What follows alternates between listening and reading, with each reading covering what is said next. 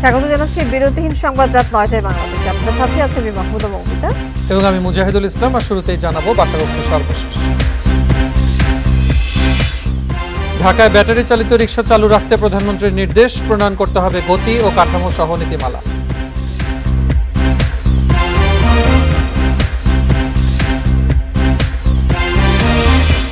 দ্বিতীয় ধাপে ১৫৬ উপজেলায় ভোট গ্রহণ কাল, সব প্রস্তুতি সম্পন্ন, ভোটার উপস্থিতি নিয়ে উদ্বিগ্ন নয় ইসি।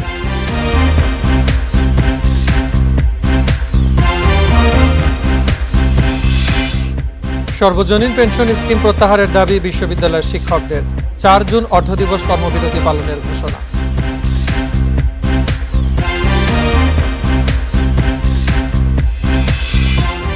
ছোট আমানত পরিশোধ করতে পারছে না আইসিবি ইসলামিক ব্যাংক, প্রধান কার্যালয়ে গ্রাহকদের ভিড়।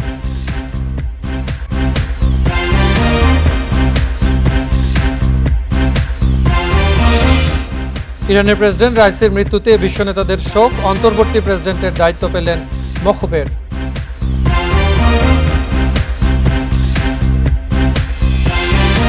শিরোনাম শুনছিলেন, এবারে বিস্তারিত। ঢাকায় ব্যাটারি চালিত রিকশা বন্ধের সিদ্ধান্ত বাতিল করেছেন প্রধানমন্ত্রী শেখ হাসিনা। সকালে মন্ত্রিসভার বৈঠকে এই সিদ্ধান্ত নেওয়া হয়েছে বলে জানান সড়ক পরিবহন মন্ত্রী ওবায়দুল কাদের। বলেন, বর্তমান বাজার পরিস্থিতি বিবেচনায় স্বল্প আয়ের মানুষের সুবিধার জন্যই আগের সিদ্ধান্ত পরিবর্তন করা হয়েছে। দুপুরে রাজধানীর বঙ্গবন্ধু অ্যাভিনিউ এসব কথা বলেন তিনি। রাজধানীতে ব্যাটারি চালিত অটোরিকশা বন্ধের প্রতিবাদে দ্বিতীয় দিনের মতো সোমবার সকালে বিভিন্ন এলাকায় বিক্ষোভে নামে চালকেরা। তবে কয়েক ঘন্টার মধ্যেই এ বিষয়ে সরকারের সিদ্ধান্ত পরিবর্তনের খবর আসে। রাজধানীর বঙ্গবন্ধু অ্যাভিনিউয়ে আওয়ামী ওলামা লীগের প্রথম প্রতিষ্ঠাবার্ষিকীর সমাবেশে দলের সাধারণ সম্পাদক ওবায়দুল কাদের মন্ত্রিসভায় নেওয়া প্রধানমন্ত্রীর সিদ্ধান্তের কথা জানান। সর্বসম্মতভাবে সিদ্ধান্ত ছিল, কিন্তু আজকে মন্ত্রিসভার বৈঠকে প্রধানমন্ত্রী সিটি এলাকা ব্যাটারি চালিত গাড়ি বন্ধের যে নির্দেশ, সেটা পরিবর্তন করে চালু রাখা তিনি নির্দেশ দিয়েছেন। মানবিক দিক বিবেচনায় নিয়ে প্রধানমন্ত্রী এ সিদ্ধান্ত নিয়েছেন বলে জানান সড়ক পরিবহন ও সেতু মন্ত্রী। এই দুর্মূল্যের বাজারে মানুষের নিম্ন আয়ের, স্বল্প আয়ের মানুষদের কষ্টের, দুঃখের বিষয়টা স্মরণ করিয়ে প্রধানমন্ত্রী আমাদের দেশরত্ন শেখ হাসিনা তিনি বলেছেন, নির্দেশনা দিয়েছেন। তবে ২২টি মহাসড়কে আগের সিদ্ধান্ত অনুযায়ী ব্যাটারি চালিত অটোরিকশা চলাচল বন্ধ থাকবে বলেও জানান ওবায়দুল কাদের। ঢাকা সিটিতে Shahadat Swapan, independent news, Dhaka. Battery চালিত রিকশা চলাচলের অনুমতি দিয়েছেন প্রধানমন্ত্রী। এছাড়া বাণিজ্য প্রতিমন্ত্রীকে বাজার তদারকির কঠোর নির্দেশ দিয়েছেন তিনি। সকালে মন্ত্রিসভার বৈঠকে তিনি এইসব নির্দেশনা দেন। এছাড়াও প্রধান নির্বাচন কমিশনার সহ অন্যান্য কমিশনারদের পারিতোষিক এবং বিশেষাধিকার আইন ২০২৪-এর খসড়ার চূড়ান্ত অনুমোদন দিয়েছে মন্ত্রিসভা। স্বল্প আয়ের শ্রমজীবীদের কথা বিবেচনায় ব্যাটারি চালিত রিকশা চলাচলের অনুমতি দিয়েছেন প্রধানমন্ত্রী। গতি, কাঠামো, সড়ক নির্দিষ্ট করে দেয়া ও প্রশিক্ষণ সহ এসব রিকশা চলাচলের নীতিমালা করে দেওয়ার নির্দেশও দেন তিনি। তবে মহাসড়কে এর চলাচল বন্ধ থাকবে। রাজধানীর তেজগাঁওয়ে প্রধানমন্ত্রীর কার্যালয়ে প্রধানমন্ত্রী শেখ হাসিনার সভাপতিত্বে মন্ত্রিসভার বৈঠক শেষে একথা জানান মন্ত্রিপরিষদ সচিব। বিধিমালা মাধ্যমে এটা রেগুলেট করতে হবে এবং সেই রেগুলেশনটার মধ্যে এরকম থাকবে, তাদের প্রশিক্ষণের ব্যবস্থা করতে হবে এবং তাদেরকে নির্দিষ্ট এলাকা ভাগ করে দেওয়া হবে যে এর বাইরে তারা চালাতে পারবে না, এর মধ্যে তারা চালাবে, সেটি করে দিয়েছেন। তবে কোনো অবস্থাতেই মহাসড়কে বা বড় সড়কে তারা যেতে পারবে না। পণ্যের দাম বাড়ানোর প্রবণতা রোধ ও সরবরাহ স্বাভাবিক রাখার নির্দেশনাও দেন প্রধানমন্ত্রী। কিছু কিছু পণ্যে বাজারে সাপ্লাই কোনো ক্রাইসিস না থাকা সত্ত্বেও পণ্য মূল্য বৃদ্ধির যে প্রবণতা দেখেছেন, আপনি বললেন যে খুব কঠোরভাবে যেন বাজার মনিটরিংটা শুরু করা। প্রধান নির্বাচন কমিশনার 1,05,000 টাকা এবং অন্যান্য নির্বাচন কমিশনাররা 95,000 টাকা করে পাবেন, যা সুনির্দিষ্ট করে পারিতোষিক ও বিশেষাধিকার আইন 2024-এর খসড়া চূড়ান্ত অনুমোদন দিয়েছে মন্ত্রিসভা। Hasib Mahmud Shah, independent news, Dhaka. দাবি পূরণের আগে রাজধানীতে সোমবার সকালেও আন্দোলনের নামে অটোরিকশা চালকরা কোথাও কোথাও আন্দোলনকারীদের সাথে ধাওয়া পাল্টা ধাওয়ার ঘটনাও ঘটে। এদিকে রোববার মিরপুরে পুলিশের সাথে অটোরিকশা চালকদের সংঘর্ষের ঘটনার 3 থানায় 4 মামলায় 42 জনকে কারাগারে পাঠিয়েছে আদালত। ব্যাটারি চালিত অটোরিকশা বন্ধের প্রতিবাদে সোমবার সকালে রাজধানীর কয়েকটি সড়কে অবস্থান নেন চালকরা। ড্যামরা এলাকায় পুলিশের সাথে অটোরিকশা চালকদের ধাওয়া পাল্টা ধাওয়ার ঘটনা ঘটে। মোহাম্মদপুর বেড়িবাঁধ এলাকাতেও রাস্তায় নামে তারা। আগারগাঁওয়ের তালতলা এলাকায় জড়ো হয়ে বিক্ষোভ করতে থাকেন অটোরিকশা চালকরা। সেখান থেকে 6 জনকে আটক করা হয়। এছাড়া রামপুরা, বাড্ডা, শাহজাদপুরের মূল সড়ক অবরোধ করা হয়। এতে যান চলাচল স্থবির হয়ে পড়ে। এদিকে রোববার মিরপুরে পুলিশের সাথে অটোরিকশা চালকদের সংঘর্ষের ঘটনায় 4টি মামলা করেছে পুলিশ। তারা যেই তাণ্ডব চালিয়েছে, যে অপরাধ সংগঠিত করেছে, সেই সংক্রান্তে আপনার পল্লবী থানায় 2টি মামলা হয়েছে, কাফরুলে 1টি মামলা হয়েছে, মিরপুরে 1টি মামলা হয়েছে। এবং তারা তাণ্ডব চালানোর কারণে বাংলাদেশে প্রচলিত আইন ও বিধিবিধান মোতাবেক যে অপরাধটুকু তারা করেছে, সেই অপরাধের বিরুদ্ধে যে আইনগত ব্যবস্থা নেওয়া প্রয়োজন সেটুকুই নেওয়া হয়েছে। রোববার যেসব জায়গায় আন্দোলনকারীরা অবরোধ করেছিল সেসব স্থানে সোমবার সকালে মোতায়েন ছিল বাড়তি police. Adilur Rahman, independent news, Dhaka. Bangabandhu Sheikh Mujibur Rahman শান্তি পদক দেওয়ার সিদ্ধান্ত নিয়েছে মন্ত্রিসভা। প্রধানমন্ত্রী শেখ হাসিনার সভাপতিত্বে অনুষ্ঠিত মন্ত্রিসভার বৈঠকে এই সিদ্ধান্ত নেওয়া হয়েছে। প্রতি 2 বছরে 17 মার্চ নাম ঘোষণা করে 23 মার্চে দেওয়া হবে এই পদক। শান্তি, মানবাধিকার, ক্ষুধা এবং দারিদ্র্য বিমোচনের স্বীকৃতি হিসেবে বিশ্বের একজন ব্যক্তি এই পুরস্কার পাবেন। সিদ্ধান্ত অনুযায়ী আগামী বছর থেকে এই পদক দেওয়া হবে। এজন্য যে কোনো দেশের রাষ্ট্রপতি, প্রধানমন্ত্রী, সমাজসেবক, রাজনীতিককে এই পুরস্কারের জন্য মনোনীত করা যাবে। নোবেলজয়ী বাংলাদেশে অবস্থিত দূতাবাসের প্রধানরা নিজ দেশের জন্য নাম প্রস্তাব করার সুযোগ পাবেন। পুরস্কারের আর্থিক মূল্য হবে $1,00,000 সমপরিমাণ অর্থ। সঙ্গে থাকবে 18 ক্যারেটের 50 গ্রাম ওজনের স্বর্ণের পদক। পুরস্কারের জন্য করা হবে একটি পূর্ণাঙ্গ নীতিমালা। বাংলাদেশ ও বিশ্বের যে কোনো প্রান্তে অথবা বিশ্বব্যাপী শান্তি প্রতিষ্ঠার ক্ষেত্রে কোনো ব্যক্তি, প্রতিষ্ঠান বা সংস্থাকে নিম্নবর্ণিত কয়েকটি ক্ষেত্রে অবদানের জন্য বঙ্গবন্ধু শেখ মুজিবুর রহমান শান্তি পুরস্কার প্রদান করা যাবে। দ্বিতীয় ধাপে 156 উপজেলায় ভোটকাল। মঙ্গলবার সকাল 8টা থেকে ভোট চলবে বিকেল 4টা পর্যন্ত। নির্বাচন কমিশন জানিয়েছে, দ্বিতীয় ধাপের উপজেলা পরিষদ নির্বাচন সুষ্ঠু ও অবাধ করতে সব প্রস্তুতি সম্পন্ন হয়েছে। ভোটার উপস্থিতি নিয়ে ইসি উদ্বিগ্ন নয়। ষষ্ঠ উপজেলা পরিষদ নির্বাচনে দেশের মোট 495 উপজেলার মধ্যে নির্বাচন উপযোগী 485 উপজেলায় 4 ধাপে ভোট হচ্ছে এবার।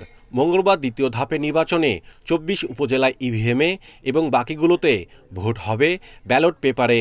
নির্বাচনী এলাকাগুলোতে থাকবে সাধারণ ছুটি। দ্বিতীয় ধাপের উপজেলা ভোটে মোট ভোটার 3,52,04,748 জন। কেন্দ্র রয়েছে 13,016টি। ভোটকক্ষ 91,589টি। পুরুষ ভোটার 1,79,05,464 জন এবং নারী ভোটার 1,72,99,047 জন। এছাড়া হিজড়া ভোটার রয়েছে 237 জন। এ ধাপে চেয়ারম্যান পদে 603 জন, ভাইস চেয়ারম্যান পদে 693 জন এবং নারী ভাইস চেয়ারম্যান পদে 528 জন প্রতিদ্বন্দ্বিতা করছেন। সব পদে মোট 22 জন প্রার্থী ইতোমধ্যে বিনা প্রতিদ্বন্দ্বিতায় নির্বাচিত হয়েছেন। নির্বাচন কমিশনের দায়িত্ব হলো যে নির্বাচনের পরিবেশটাকে সুষ্ঠু, শান্তিপূর্ণ রাখা। সেটা আমরা করতে পেরেছি। বিষয়টা আমাদের কনসার্নের জন্য আমরা চাবো তো যে ভোটের হার বেশি হলে আমরা খুশি, কিন্তু না হলে এটা নিয়ে যে আমাদের খুব উদ্বিগ্ন হওয়ার মতো কিছু নেই। নির্বাচন কমিশন জানিয়েছে, উপজেলা নির্বাচনে আইন শৃঙ্খলা রক্ষায় আগের চেয়ে বেশি সংখ্যক অস্ত্রধারী পুলিশ মোতায়েন থাকবে। এ ধাপে নির্বাচনে পুলিশ, র্যাব, বিজিবি, কোস্টগার্ড ও আনসারের প্রায় 3 লাখ সদস্য মোতায়েনের সিদ্ধান্ত হয়েছে। এই ধাপটাও শান্তিপূর্ণভাবে হবে বলে আমরা আশা করি, কারণ আমাদের ওই নির্বাচনের অভিজ্ঞতার আলোকে এবারে যে আইনশৃঙ্খলা রক্ষাকারী বাহিনীর যে সদস্য যারা আছেন তাদের কিভাবে করলে তাদের দায়িত্ব দিলে তারা আরও সুষ্ঠুভাবে সুন্দরভাবে নির্বাচন করতে পারবেন সেই পরিকল্পনা অনুযায়ী তারা কাজ করে যাচ্ছেন। সাধারণ কেন্দ্রে ১৯ জন ও ঝুঁকিপূর্ণ কেন্দ্রে ২০ থেকে ২১ জন সদস্য মোতায়েন থাকবে। ভোট শান্তিপূর্ণ করতে ৪৫৮ প্লাটুন বিজিবি মোতায়েন থাকবে। Mahmudul Hasan, independent news, Dhaka. উপজেলা নির্বাচনের আগের দিন চাঁপাইনবাবগঞ্জের শিবগঞ্জে ৮ প্রিজাইডিং কর্মকর্তাকে প্রত্যাহার করা হয়েছে। এছাড়া বাগেরহাটের ফকিরহাটে ২ পুলিশ কর্মকর্তাকে প্রত্যাহার করেছে নির্বাচন কমিশন। প্রার্থীর পক্ষে প্রচারণায় অংশ নেওয়া সহ নানা অভিযোগে দায়িত্ব থেকে অব্যাহতি দেওয়া হয় শিবগঞ্জের ৮ প্রিজাইডিং কর্মকর্তাকে। সকালে রিটার্নিং কর্মকর্তা এবং অতিরিক্ত জেলা প্রশাসক আহমেদ মাহবুবুল ইসলাম জানান, প্রার্থীদের অভিযোগের প্রেক্ষিতে প্রিজাইডিং কর্মকর্তাদের বিষয়ে তদন্ত হয়, অভিযোগ প্রমাণিত হয় তাদেরকে অব্যাহতি দেওয়া হয়েছে। এছাড়া বাগেরহাটের ফকিরহাটে ২ পুলিশ কর্মকর্তাকে প্রত্যাহার করেছে নির্বাচন কমিশন। জেলার অতিরিক্ত পুলিশ সুপার রাসেলুর রহমান জানান, কর্মীদের বাড়িতে গিয়ে হুমকি দেওয়ার অভিযোগে তাদের প্রত্যাহার করা হয়। তারা হলেন ফকিরহাট মডেল থানা ওসি আশরাফুল আলম এবং জেলা ডিবির ওসি স্বপন রায়। তাদেরকে খুলনা ডিআইজি রেঞ্জে সংযুক্ত করা হয়েছে।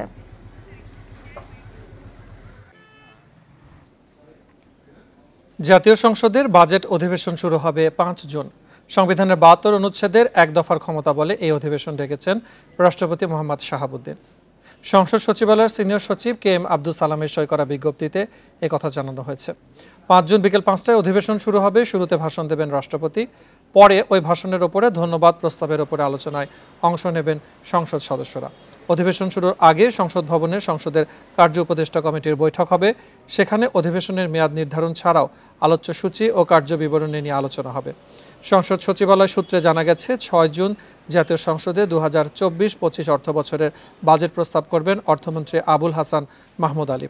বাজেট অধিবেশন হওয়ায় এবারের অধিবেশন দীর্ঘ হবে বলে জানা গেছে।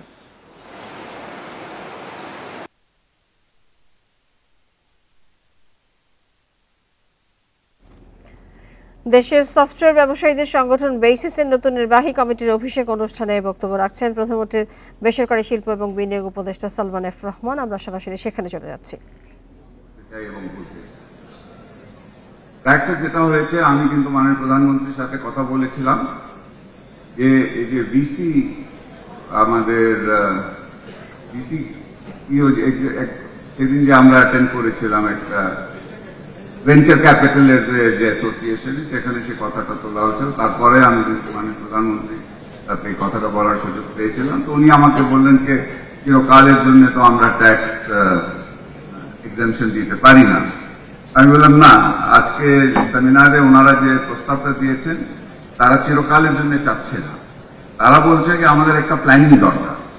আপনি আমাদেরকে বলে দেন আগামী 5 বছর থাকবে বা 3 বছর থাকবে, তাহলে সেভাবে আমরা কিন্তু প্ল্যান করে আমাদের ব্যবসাটা আমরা কিন্তু এখন হঠাৎ যদি আপনি তুলে দেন তাহলে আমাদেরকে সমস্যা হবে। উনি আমার সাথে একমত হবে, মানে না এটা তুমি ঠিকই বলেছো, আমরা একটা এই ধরনের আমরা অ্যানাউন্স আপনি বলতে পারেন ঠিক আছে আগামী 3 বছরে এত কম এত হবে, তারপর এত হবে, তারপর এত হবে, then ultimately you'll be back to normal tax. উনি মোটামুটি আমার সাথে তখন একমত হয়েছে।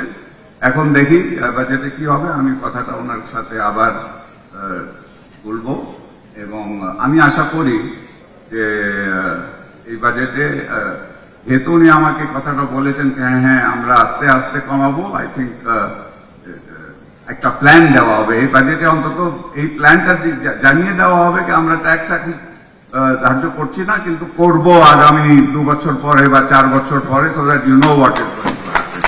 আমি আশা করি সেটা আমরা করতে পারব। বেসিসের নতুন কমিটির অভিষেক অনুষ্ঠানে বক্তব্য রাখছিলেন প্রধানমন্ত্রীর বেসরকারি শিল্প ও বিনিয়োগ উপদেষ্টা সালমান এফ রহমান। আমরা সরাসরি ছিলাম সেখানে, জানাবো অন্যান্য খবর। সর্বজনীন পেনশন স্কিম প্রত্যয়ের আওতায় এলে চরম বৈষম্যের শিকার হবেন বিশ্ববিদ্যালয়ের শিক্ষকরা, এমন দাবি করে প্রজ্ঞাপন প্রত্যাহারের আহ্বান জানিয়ে 4 জুন অর্ধদিবস কর্মবিরতি পালনের ঘোষণা দিয়েছেন তারা। সকালে ঢাকা বিশ্ববিদ্যালয় ক্লাবে বাংলাদেশ বিশ্ববিদ্যালয় শিক্ষক সমিতি ফেডারেশনের সংবাদ সম্মেলনে এই কর্মসূচি ঘোষণা করা হয়।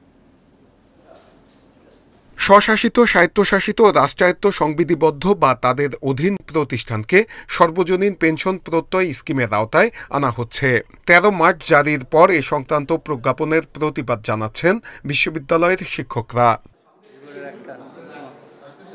আগামী 28 মে সকাল 10টা থেকে দুপুর 12টা পর্যন্ত এবং আগামী 4 জুন একযোগে অর্ধদিবস কর্মবিরতি পালন করবেন শিক্ষকরা। তার আগে 26 মে সব পাবলিক বিশ্ববিদ্যালয়ে মানববন্ধন কর্মসূচি।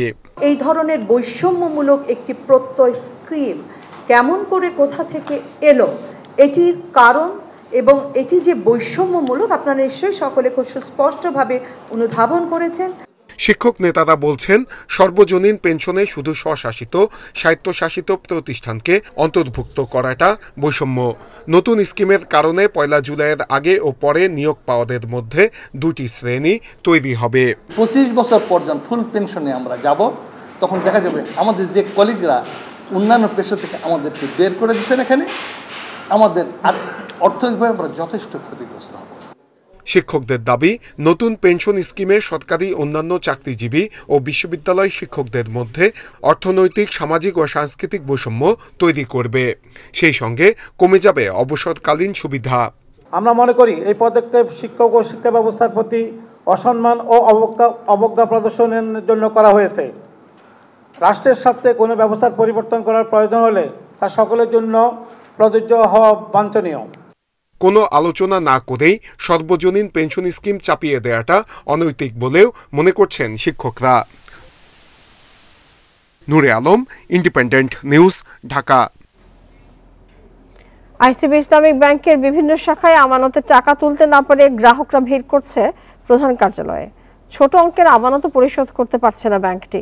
ব্যবস্থাপনা পরিচালক বলছেন, একসঙ্গে বড় অঙ্কের আমানত তুলে নেওয়ায় চাপে পড়েছে ব্যাংক। পরিস্থিতি সামাল দিতে সম্পদ বিক্রি করে তারল্য বাড়ানোর চেষ্টা চলছে। আইসিবি ইসলামিক ব্যাংকের কারওয়ান বাজার শাখার পাশেই এটিএম বুথ। সেখানে নেই কোনো নগদ টাকা। জানা যায়, কয়েক মাস ধরেই এমন পরিস্থিতি। অল্প কিছু টাকার জন্য ব্যাংকের শাখায় ঘুরছেন গ্রাহকরাও। 26,000 টাকা মাত্র, কিন্তু সেটাও ব্যাংক দিতে পারছে না আর কি। তো অনেকক্ষণ বলার পরে 3,000 টাকা আর কি দিতে রাজি হয়েছে। 3,000 টাকা আমাকে দিছে। ঘটনার বিস্তারিত জানতে ক্যামেরা নিয়ে প্রবেশে বাধা দেন নিরাপত্তা রক্ষী। বাইরে থেকে দেখা যায় আরও কয়েকজন গ্রাহক। তবে কেউ টাকা রাখতে নয়, আমানতের টাকা তুলতেই ঘুরছেন দিনের পর দিন। সঞ্চয়পত্র থেকে ডিপিএস এর লাভ জমা হয়েছিল আইসিবি ব্যাংকের। আইসিবি ব্যাংক থেকে আমরা একটা ডিপিএস করছিলাম 15,000 টাকা করে প্রতি মাস। এখন মিচুড হয়ে গেছে, 2 মাস হয়ে গেছে। এখন সেই ডিপিএস এর টাকাটা আমরা পাচ্ছি না। আইসিবি ইসলামিক ব্যাংকের প্রধান কার্যালয়ে দেখা যায় এমন বেশ কয়েকজন গ্রাহককে। শাখা অফিসে আমানতের টাকা না পেয়ে ভিড় করছেন বড় কর্তাদের কাছে। বাংলাদেশ ব্যাংকের তথ্য মতে 2023 সালে ব্যাংকটি 1,823 কোটি টাকার মূলধন ঘাটতিতে পড়ে। তাদের মোট 790 কোটি টাকা ঋণের 87%ই মন্দ ঋণ। বাংলাদেশ ব্যাংকের লাল তালিকাভুক্ত হওয়ার খবরে গ্রাহকদের মধ্যে আস্থা সংকট বেড়েছে বলে মনে করেন ব্যাংকটির ব্যবস্থাপনা পরিচালক। চলতি বছর এখন পর্যন্ত 52 কোটি টাকা আমানতকারীদের পরিশোধ করেছি। এতে তারল্যের পুরোটাই শেষ। আগে কখনো এভাবে টাকা তুলে নিতে দেখিনি। এটা একরকম বিস্ময়কর। আমরা যার জন্য প্রস্তুত ছিলাম না। তবে গ্রাহকদের বলবো, আমাদের নতুন কোনো ঋণ অনিয়মিত হয়নি। আমানত নিয়ে আতঙ্কিত হওয়ার কিছু নাই। জুনের মধ্যে পরিস্থিতি স্বাভাবিক হয়ে আসবে। চরম তারল্য ঘাটতিতে জানুয়ারির শেষ দিকে বাংলাদেশ ব্যাংক থেকে জামানত মুক্ত 50 কোটি টাকা সহায়তা চায় আইসিবি ইসলামিক ব্যাংক। আগেই ব্যাংকটির 425 কোটি টাকা দেনা থাকায় আবেদন প্রত্যাখ্যান করে কেন্দ্রীয় bank. Hari Saha, independent news, Dhaka. কাল ঢাকা আসছেন অস্ট্রেলিয়ার পররাষ্ট্রমন্ত্রী পেনি অং। 2 দিনের সফরে প্রধানমন্ত্রী ও পররাষ্ট্রমন্ত্রীর সঙ্গে বৈঠক করবেন তিনি। এছাড়া কক্সবাজারের রোহিঙ্গা আশ্রয় শিবির পরিদর্শন করবেন। দুপুরে পররাষ্ট্রমন্ত্রী জানান, আলোচনা হবে জ্বালানি আমদানি সহ দ্বিপাক্ষিক ইস্যুতে। এ সময় তিনি আরও জানান, কিরগিজস্তান থেকে এখনই শিক্ষার্থী ফিরিয়ে আনা হবে না। প্রায় 30 বছর পর অস্ট্রেলিয়ার কোনো পররাষ্ট্রমন্ত্রী ঢাকা আসছেন। 2 দিন সফর করবেন পেনি ওয়াং। মঙ্গলবার পররাষ্ট্রমন্ত্রীর সঙ্গে বৈঠক করবেন পেনি ওয়াং। আলোচনায় গুরুত্ব পাবে রোহিঙ্গা সংকট, অভিবাসন, শিক্ষা ও ব্লু ইকোনমি। তবে জ্বালানি আমদানি ও বিনিয়োগ বাড়ানোর উপর জোর দেবে ঢাকা। আর ক্যানবেরার আগ্রহ ইন্দো প্যাসিফিক এবং আঞ্চলিক ও বৈশ্বিক নিরাপত্তা ইস্যু। জ্বালানি বিষয়টাও স্বাভাবিকভাবেই আসতে পারে। স্কিল মাইগ্রেশনের ব্যাপারে আমরা আলোচনা করব। একই সাথে সিজনাল ওয়ার্কার তারা যাতে নেই সেগুলো নিয়ে আমরা আলোচনা করব। এ সময় মন্ত্রী আরও জানান, কিরগিজস্তানে বাংলাদেশি শিক্ষার্থীরা নিরাপদে আছেন, এখন পরিস্থিতি অনেকটাই শান্ত। ফেরত আনার মতো সেরকম কোনো দাবি বা পরিস্থিতি হয়েছে বলে আমাদের জানা নেই, বা ছাত্রদের পক্ষ থেকেও ফেরত আনার জন্য বলা হয়নি। মিয়ানমারের সংঘাতে আবারও সীমান্তে জড়ো হচ্ছে রোহিঙ্গারা। মন্ত্রী বলেন, আর কাউকে আশ্রয় দেওয়া হবে না। কোনো রোহিঙ্গাকে গ্রহণ করা সম্ভবপর নয়। নাফিজাতুল্লাহ, ইন্ডিপেন্ডেন্ট নিউজ, ঢাকা। চলচ্চিত্র শিল্পী সমিতির 2024-26 মেয়াদী নির্বাচনের সম্পাদক পদে মনোয়ার হোসেন ডিপজলের দায়িত্ব পালনে স্থগিতাদেশ দিয়েছে হাইকোর্ট। একই সঙ্গে চলচ্চিত্র শিল্পী সমিতির নির্বাচনে অনিয়মের ঘটনা তদন্তের নির্দেশ দিয়েছে আদালত। দুপুরে বিচারপতি নাইমা হায়দার এবং বিচারপতি কাজী জিনাত হকের হাইকোর্ট বেঞ্চ এই আদেশ দেন। বুধবার বাংলাদেশ চলচ্চিত্র শিল্পী সমিতির 2024-26 মেয়াদী নির্বাচন বাতিল চেয়ে হাইকোর্টে রিট করেন পরাজিত সাধারণ সম্পাদক প্রার্থী নাসরিন আক্তার নিপুণ। রিটে মিশা ডিপজলের নেতৃত্বাধীন কমিটির দায়িত্ব পালনে নিষেধাজ্ঞা চাওয়া হয়। নির্বাচনে অনিয়ম এবং কারচুপির অভিযোগ এনে এই ঘটনা তদন্তে কমিটি গঠনের নির্দেশনা চাওয়া হয়েছিল রিটে। পাশাপাশি নতুন করে নির্বাচনের তফসিল ঘোষণার নির্দেশনাও চাওয়া হয় ওই রিটে। নির্বাচনে জয়ী হয় মিশা ডিপজল প্যানেল। গত 20 এপ্রিল শিল্পী সমিতি নির্বাচনের ফল ঘোষণা করা হয়। ভোটারদেরকে টাকা পয়সা দিয়েছেন এবং ভোটারদেরকে প্রভাবান্বিত করেছে এবং নির্বাচন আচরণবিধি লঙ্ঘন করেছেন। সুতরাং সভাপতি এবং সাধারণ সম্পাদক এই দুইটা পদের বিরুদ্ধে আমাদের অভিযোগ ছিল, কিন্তু অভিযোগের যে সিরিয়াসনেস সেটা ছিল basically respondent number 10 Monowar Hossain ডিপজলের বিরুদ্ধে, এবং আদালত শুধুমাত্র একটা পদের উপরে স্থগিতাদেশ দিয়েছে। সংবাদের এই পর্যায়ে থাকছে খেলার খবর, আর জানিয়ে দিচ্ছি শিরোনামগুলো। যুক্তরাষ্ট্র বাংলাদেশের প্রথম টি-20 কাল কন্ডিশনে মানিয়ে নেওয়ার সুযোগ, বিশ্বকাপের আগে ফর্মে ফিরতে চান শান্তনু চন্দ্রা।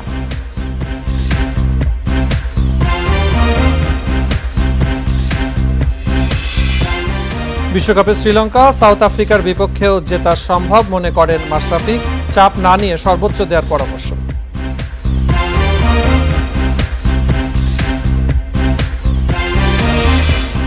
টি-20 বিশ্বকাপের আগে বাংলাদেশের শেষ প্রস্তুতিমূলক সিরিজ কাল থেকে শুরু। হিউস্টনের প্রেইরি ভিউ ক্রিকেট কমপ্লেক্সে স্বাগতিক যুক্তরাষ্ট্রের মুখোমুখি হবে শান্তর দল। সিরিজের প্রথম টি-20 মাঠে গড়াবে বাংলাদেশ সময় কাল রাত 9টায়। হিউস্টনে বাংলাদেশ যুক্তরাষ্ট্রের খেলা হওয়া নিয়েই শঙ্কা ছিল। হারিকেনে ভেস্তে যেতে পারত সিরিজ। বাংলাদেশ দল সবে যুক্তরাষ্ট্রে পৌঁছালো, সে সময় হারিকেনের তীব্র বাতাসে লণ্ডভণ্ড হয়ে যায় প্রেইরি ভিউ ক্রিকেট কমপ্লেক্স। তাতে প্রথম 2 দিন নির্ধারিত অনুশীলন করতে পারেনি টিম টাইগার্স। জিমেই সারতে হয় প্রস্তুতি। পরে অবশ্য রৌদ্রোজ্জ্বল আবহাওয়ায় অনুশীলন করে কন্ডিশনের সঙ্গে মানিয়ে নিয়েছে টাইগাররা। প্রেইরি ভিউ ক্রিকেট কমপ্লেক্সের গ্রাউন্ড স্টাফরা কঠোর পরিশ্রমে মাঠ খেলার উপযোগী করেছেন। শঙ্কা উড়িয়ে ইউএসএ ক্রিকেট বোর্ড জানিয়েছে নির্ধারিত সূচি অনুযায়ী হবে সিরিজ। র্যাঙ্কিংয়ের 19 নম্বর দলের সঙ্গে খেলে বাংলাদেশের প্রাপ্তির তেমন কিছু নেই। নিজেদের ঝালিয়ে নেওয়া সঠিক কম্বিনেশন খুঁজে বের করাই মূল কাজ। তানজিদ, সৌম্য, লিটন বিশ্বকাপে এই 3 জনের কারা ওপেন করবে তা এখনও নিশ্চিত না। অফ ফর্মের লিটনকে ছন্দে ফিরিয়ে আনতে যুক্তরাষ্ট্র সিরিজে খেলানো হতে পারে। ফর্ম নিয়ে দুশ্চিন্তা আছে অধিনায়ক শান্তরও। জিম্বাবুয়ে সিরিজের শেষ টি-20তে যদিও ছন্দে ফেরার আভাস দিয়েছেন, নিজের সেরা রূপে ফেরার সর্বোচ্চ চেষ্টাই করবেন শান্ত। যুক্তরাষ্ট্র দলটি আনাড়ি।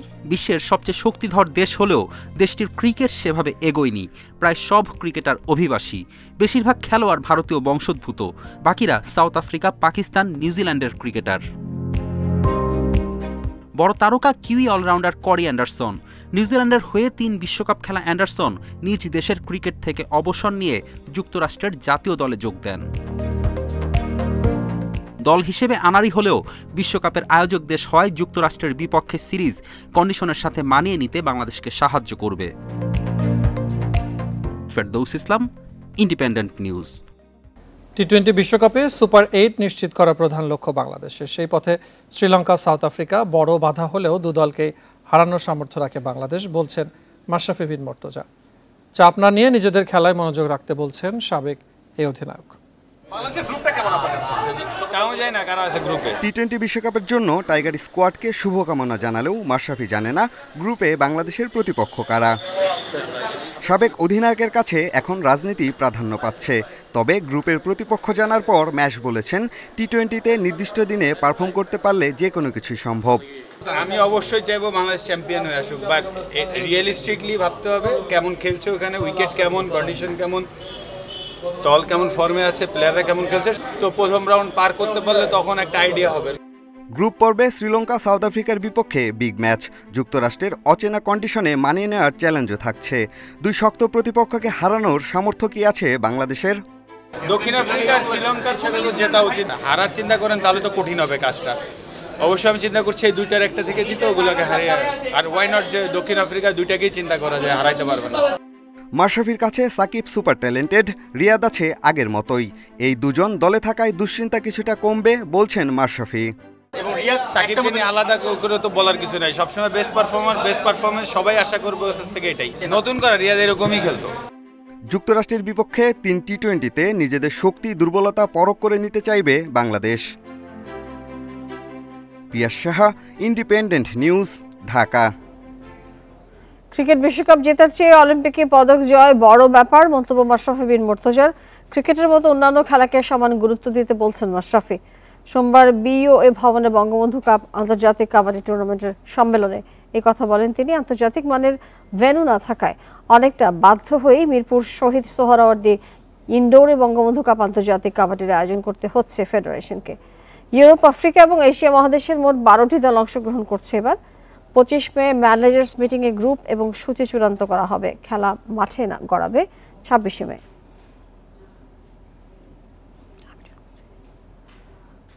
এন্ড অফ দ্য ডে সবাই আমাদের দেশের জন্যই খেলছে। বাংলাদেশের ক্রিকেট ওয়ার্ল্ড কাপ পৃথিবীর সর্বশ্রেষ্ঠ গেম না, পৃথিবীর সর্বশ্রেষ্ঠ গেম হচ্ছে অলিম্পিক। তো ওইখানে যদি কেউ গোল্ড মেডেল পেয়ে আসে সেটা সবথেকে বড় অর্জন হবে বাংলাদেশের জন্য। সাভারের আশুলিয়ায় এক দম্পতির মরদেহ উদ্ধার করেছে পুলিশ। বিকেলে আশুলিয়ার ইউসুফ মার্কেট এলাকার একটি টিন শেডের বাড়ি থেকে মরদেহ দুটি উদ্ধার করা হয়। নিহতদের প্রতিবেশীরা জানান, প্রায় 1.5 মাস আগে কাপড়ের দোকানি রুহুল আমিন ও তার স্ত্রী মনি বেগম বাসা ভাড়া নেয়। সোমবার রাতে বারান্দা ভেতর থেকে তালাবদ্ধ করে তারা ঘুমিয়ে পড়েন। দুপুর পর্যন্ত তাদের কোনো সাড়া শব্দ না পাওয়া গেলে প্রতিবেশীরা তাদের ডাকাডাকি করে। পরে জানালা দিয়ে তাদের মরদেহ দেখে পুলিশকে খবর দেয় তারা। পুলিশ প্রাথমিকভাবে ধারণা করছে পারিবারিক কলহের জেরে স্ত্রীকে শ্বাসরোধে হত্যার পর স্বামী আত্মহত্যা করেছে। হেলিকপ্টার দুর্ঘটনায় ইরানের প্রেসিডেন্ট ইব্রাহিম রাইসি এবং পররাষ্ট্রমন্ত্রী সহ 9 আরোহী নিহত হয়েছেন। এই ঘটনায় 5 দিনের রাষ্ট্রীয় শোক ঘোষণা করেছে দেশটি। 14 ঘন্টার অভিযান শেষে নিহত সবার মরদেহ উদ্ধার করে নেওয়া হয়েছে তাবরিজ শহরে। এদিকে রাইসির মৃত্যুতে রাষ্ট্রীয় কার্যক্রম ব্যাহত হবে না বলে জানিয়েছে সর্বোচ্চ নেতা আয়াতুল্লাহ আলী খামেনি। রোববার ইরানের পূর্ব আজারবাইজান সীমান্তবর্তী পাহাড়ে দুর্ঘটনার কবলে পড়ে ইরানি প্রেসিডেন্ট ইব্রাহিম রাইসিকে বহনকারী হেলিকপ্টার।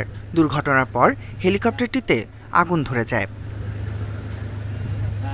ইরানের প্রেসিডেন্ট ইব্রাহিম রাইসি, পররাষ্ট্রমন্ত্রী হোসেইন আমির আবদুল্লাহিয়ান, তাবরিজ শহরের ইমাম আয়াতুল্লাহ মোহাম্মদ আলী হাশেম, ইরানের পূর্ব আজারবাইজান প্রদেশের গভর্নর জেনারেল মালিক রহমাতি এবং প্রেসিডেন্টের সুরক্ষা ইউনিটের কমান্ডার সহ 9 জন ছিলেন হেলিকপ্টারটিতে। এরপর সারা রাত উদ্ধার অভিযান চালায় 40টি উদ্ধারকারী দল। বৈরী আবহাওয়ায় উদ্ধার অভিযানে বেশ বেগ পেতে হয়। পরে সকালে খোঁজ মেলে বিধ্বস্ত হেলিকপ্টারের। 14 ঘন্টার উদ্ধার অভিযানে নিহতদের মরদেহ খুঁজে পাওয়ার কথা জানিয়ে উদ্ধার অভিযান সমাপ্ত ঘোষণা করে রেড ক্রিসেন্ট। নিহতদের মরদেহ তাবরিজ শহরে নেওয়া হয়েছে। এদিকে ইরানের গণমাধ্যমে খবরে জানানো হয়, প্রেসিডেন্ট রাইসি ও পররাষ্ট্রমন্ত্রীকে নিয়ে বিধ্বস্ত হেলিকপ্টারটি সম্পূর্ণ পুড়ে গেছে। রোববার আজারবাইজানের প্রেসিডেন্ট ইলহাম আলিয়েভের সাথে দেখা করতে যান ইরানের প্রেসিডেন্ট ইব্রাহিম রাইসি। দুই দেশের যৌথ উদ্যোগে নির্মিত বাঁধ উদ্বোধন করেন তারা। Tahmid Abrar, independent news. Helicopter দুর্ঘটনায় প্রেসিডেন্ট ও পররাষ্ট্রমন্ত্রীর মৃত্যুতে ইরান জুড়ে নেমে এসেছে শোকের ছায়া। দেশটিতে ঘোষণা হয়েছে 5 দিনের রাষ্ট্রীয় শোক। দেশটির সর্বোচ্চ নেতা আয়াতুল্লাহ আলী খামেনি গভীর শোক জানিয়েছেন। এছাড়া সৌদি আরব, রাশিয়া, চীন সহ বিভিন্ন দেশও মর্মান্তিক এই ঘটনায় শোক প্রকাশ করেছে। রোববার হেলিকপ্টার বিধ্বস্ত হওয়ার পর থেকেই শঙ্কা ও উৎকণ্ঠায় ছিল ইরানবাসী। সোমবার সকালে জানা যায় ইরানি প্রেসিডেন্ট ও পররাষ্ট্রমন্ত্রী সহ হেলিকপ্টারের 9 আরোহীর কেউই বেঁচে নেই। এই খবরে ইরান জুড়ে নেমে এসেছে শোকের ছায়া। 5 দিনের রাষ্ট্রীয় শোক ঘোষণা করেছেন দেশটির সর্বোচ্চ নেতা আয়াতুল্লাহ আলী খামেনি। রাইসির মৃত্যুর খবরে শোকাহত বিশ্ব নেতারা। অন্তর্বর্তী প্রেসিডেন্ট মোহাম্মদ মোখবেরের সাথে ফোন আলাপ করেছেন রাশিয়ার প্রেসিডেন্ট ভ্লাদিমির পুতিন। এ সময় পারস্পরিক সহযোগিতা বাড়ানোর উপর জোর দেন দুই নেতা। এছাড়া দুর্ঘটনার তদন্তে তেহরানকে সহায়তার প্রস্তাব দিয়েছে মস্কো। শোক জানিয়েছেন সৌদি আরব, চীন, কাতার, ভারত ও তুরস্ক সহ বিভিন্ন দেশের নেতারা। হেলিকপ্টার দুর্ঘটনার পরই আমরা ইরানি কর্তৃপক্ষের সঙ্গে যোগাযোগ করি এবং উদ্ধারকারী দল পাঠাই। উদ্ধার কাজ শেষে আমাদের দল ফিরে এসেছে। ভ্রাতৃপ্রতিম দেশের দুঃসংবাদে খুবই ব্যথিত হয়েছি।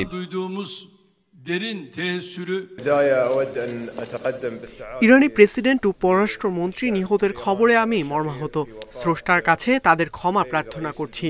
তাছাড়া শোক সন্তপ্ত পরিবার এবং ইরানের জনগণের প্রতি সমবেদনা প্রকাশ করছি। রাইসির মৃত্যুতে লেবানন ও সিরিয়ায় 3 দিন এবং পাকিস্তান ও ইরাকে 1 দিনের শোক পালনের ঘোষণা দেয়া হয়েছে। এদিকে অস্ট্রিয়ার ভিয়েনায় পারমাণবিক নিরাপত্তা বিষয়ক সম্মেলনের নিহতদের সম্মানে 1 মিনিট নীরবতা পালন করা হয়েছে। এছাড়াও শোক জানিয়েছে ওপেক, ইউরোপীয় কাউন্সিল, হামাস, হিজবুল্লাহ ও হুতি বিদ্রোহীরা। Zobayer Hussain, independent news. সংবিধান অনুযায়ী ইরানের প্রেসিডেন্ট ইব্রাহিম রাইসির মৃত্যুর পর দেশটির অন্তর্বর্তীকালীন প্রেসিডেন্টের দায়িত্ব পালন করবেন বর্তমান ফার্স্ট ভাইস প্রেসিডেন্ট মোহাম্মদ মোখবের। আনুষ্ঠানিক অনুমোদন দিয়ে এই ঘোষণা দিয়েছেন দেশটির সর্বোচ্চ ধর্মীয় নেতা আয়াতুল্লাহ আলী খামেনি। আর ভারপ্রাপ্ত পররাষ্ট্রমন্ত্রীর দায়িত্ব পাচ্ছেন বর্তমানে উপপররাষ্ট্রমন্ত্রী আলী বাগেরি কানি। রাইসের মতো মোখবেরও খামেনির ঘনিষ্ঠ বলে পরিচিত। দেশটির সংবিধান অনুযায়ী প্রেসিডেন্ট পদ শূন্য হলে পরবর্তী 50 দিনের মধ্যে নির্বাচন আয়োজন করে নতুন প্রেসিডেন্ট বেছে নিতে হয়।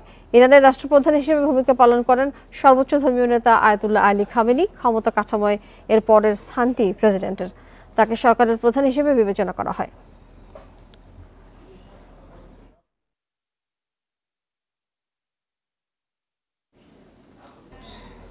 এই ছিল এখনকার সংবাদ। আরো বিস্তারিত জানতে চোখ রাখুন ফেসবুক, ইউটিউব এবং এক্সে। ধন্যবাদ সবাইকে, সাথে থাকুন।